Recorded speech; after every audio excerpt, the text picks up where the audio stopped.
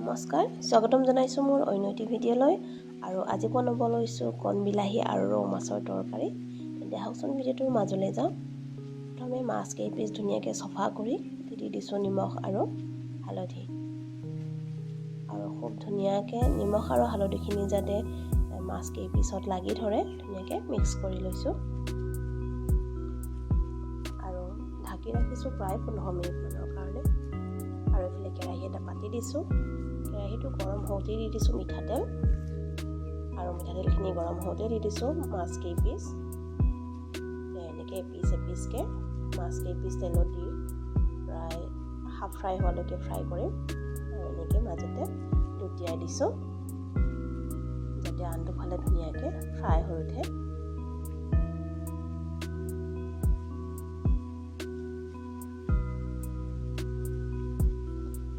মাছ কেইপিচ fry কৰা হৈ গৈছে আৰু এনেকৈ পাত্ৰ এটাত উলিয়াই ৰাখিছোঁ।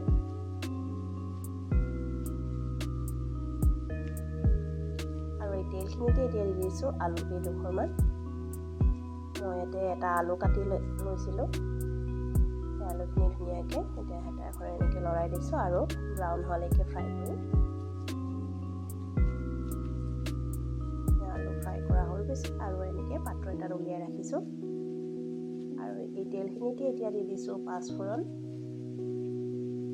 2টা শুকান জলকীয়া আৰু কেইটামান কেঁচা জলকীয়া ফালি দিছোঁ। আৰু হেতা এখনেৰে খুব ধুনীয়াকৈ এনেকৈ লৰাই দিছোঁ। এতিয়া দি দিছোঁ কণ বিলাহীকেইটা আৰু হেতা এখনেৰে খুব ধুনীয়াকৈ তেনেকৈ লৰাই দিছোঁ। দি দিছোঁ সোৱাদ অনুসাৰে নিমখ, হালধি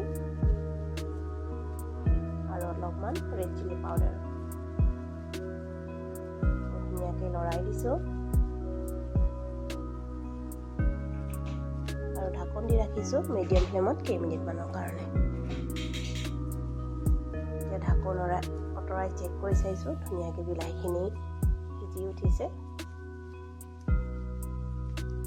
এতিয়া দি দিছোঁ ফ্ৰাই কৰি ৰখা আলু কেইপিচ আৰু হেতা এখনেৰে খুব ধুনীয়াকৈ তেনেকৈ লৰাই দিছোঁ। আৰু ঢাকন দি ৰাখিছোঁ প্ৰায় 2 মিনিটমানৰ কাৰণে। আৰু ধুনীয়াকৈ কণ বিলাহীকেইটা গলি উঠিছে। হেতা এখনেৰে এনেকৈ লৰাই দি দিছোঁ জোখমতে পানী। আৰু হেতা এখনেৰে লৰাই এনেকৈ এটা উতল অহালৈ ঢাকন দি ৰাখিছোঁ। এয়া ধুনীয়াকৈ তৰকাৰী উতল আহিছে। এতিয়া দি দিছোঁ ফ্ৰাই কৰি ৰখা মাছ কেইপিচ আৰু ঢাকি ৰাখিছোঁ সম্পূৰ্ণকৈ তৰকাৰী সিজি উঠালৈ।